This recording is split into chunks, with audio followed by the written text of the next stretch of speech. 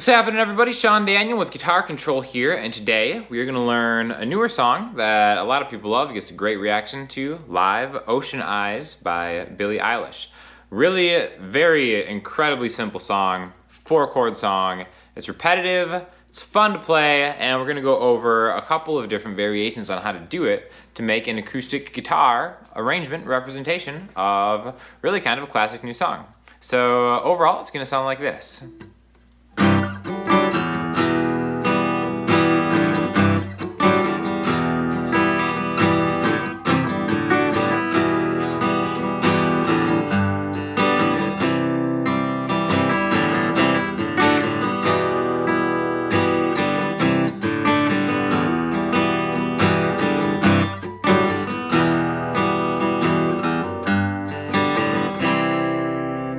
So, you might already recognize a lot of these chords. These are really some of the first chords you ever learn.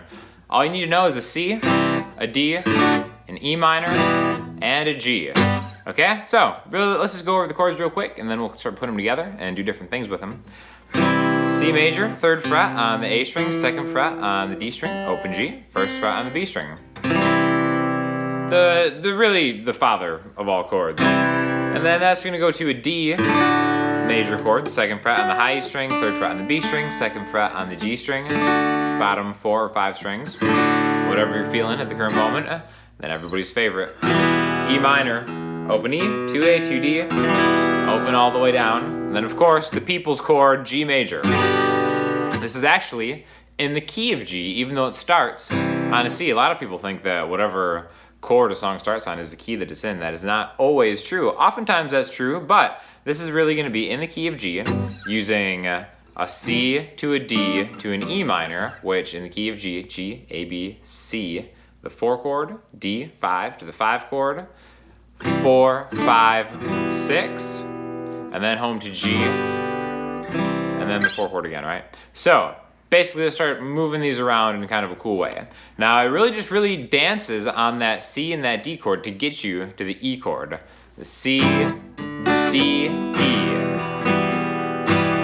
C, D, E. 3 times in a row, that progression. C, D, E. The 4th time, we go from G to C. Then back again, C, D, E. Right? So, just to really kind of break down exactly how I'm strumming it. Okay, now what I'm doing here is I'm going down, and then you'll see the downstrokes. Sometimes what I'm doing is I'm going down, and then I'm muting to get to that next chord a little more quickly, right? C to D to E. There's a little percussive, and then I'm hitting the upstroke on the D. Really, however you want to do it, you can just go down, down, down, down, down, down, up, down, down, down, down, down, up, down, down, G, down, up, down. Now, however you want to strum it, different people kind of count songs a little bit differently. I kind of prefer keeping a percussive, more active strumming hand.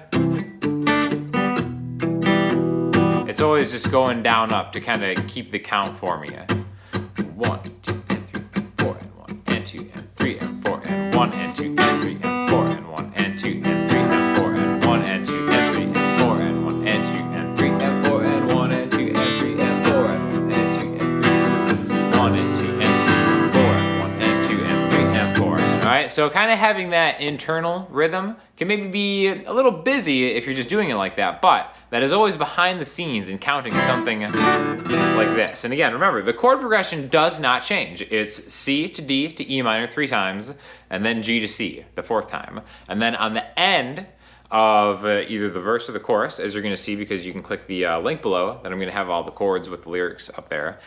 It goes G to C, G to C. It repeats that last line, only on the end of the phrases, okay? So sometimes, you know, this is a great example of a song that is really easy conceptually to learn. You can start maybe employing some different techniques and different chord voicings to make it a little more interesting for yourself, right? Like one thing that I like to do is when I'm going from a C to a D, something I think is even easier from going from C to D, because that's, you know, when you're first starting out, that's not the easiest switch to kind of jump back and forth to. This one right here, taking that C major shape and sliding it up 2 frets is essentially a D major chord. Now, you know, it's not totally a D major chord because we have an open G in there. So, you know, it's a D major chord with a G. There's another name for that chord. Also, if you hit the high E string, it's a little bit different. But the gist of it, C, yeah, all right? So that's a good example of the difference between and, you know, it's really not like one's better than the other, but I kind of like the variance that this kind of alternative voiced D major chord gives. One way to make it even thicker, to kind of add a little bit more volume, is to get that low E string involved in the game. So take that ring finger, move it 1 string lower to get the 3rd fret on the E string, and put your pinky where your ring finger was. Now we have a 6-string voicing of a C major, which you can always use for that D major-ish chord. C, D, E minor. C, D, E minor. 3rd time. And then to G, to C. And then maybe the other part, you can kind of do the regular open chords. And then maybe even palm mute them a little bit if it's the verse. And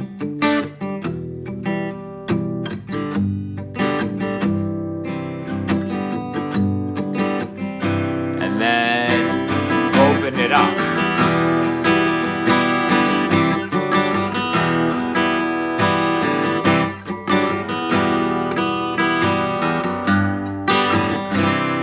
So we have a little bit of a dynamic going on between the verses and the choruses, however you want to perform it or play it. One more thing that I added there at the end was that last part where we go from a G to a C. You can always walk up to the G. And again, so this is in the key of G. I know that the notes are E, F sharp, and G. Those are the notes in the key of G. There's no F. All right, so I'm going to skip that 1st fret. I'm just going to walk from E to G to C. And I think that kind of adds a little bit of movement, even more kind of variations of how we're doing it. So C, D, E.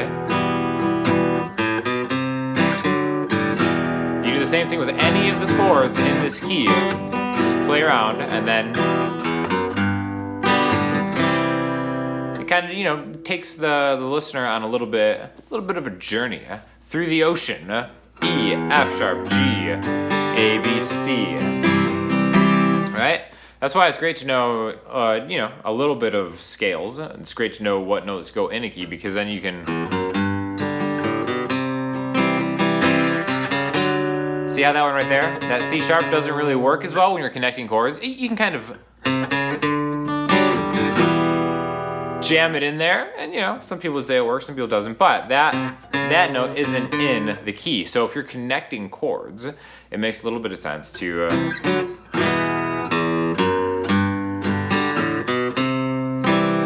use only the notes that are in the key.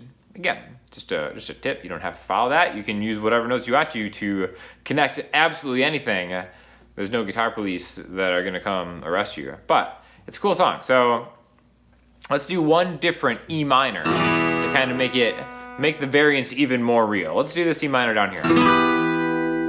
Okay, so if you've ever played a B minor, this is that same shape, but rooted on the 7th fret of the A string, which this 7A is an E. So now this is an E minor. So we could go C, D, E minor. Or even the open.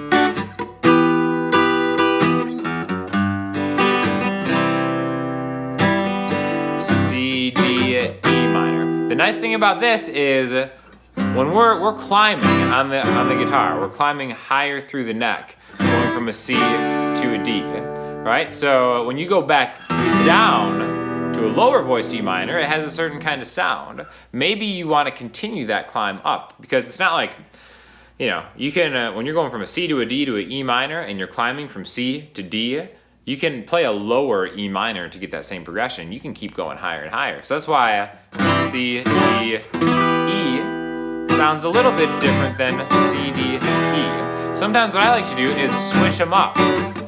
Maybe the first time I go higher, the second time I go lower. So it's taking what, you know, is a pretty easy chord progression and then making it a little bit more exciting, a little bit more varied by just kind of throwing different voicings, low or high end. Plus, you know, if you are maybe playing the song live or something like that, it's just good practice being able to jump from here to jump to here, especially even if you're staying on that E minor for a little bit longer, as we're doing in this chord progression. To challenge yourself, C, D, E minor. You kind of take that and split it into two parts. So, you know, the first part of that measure, E minor,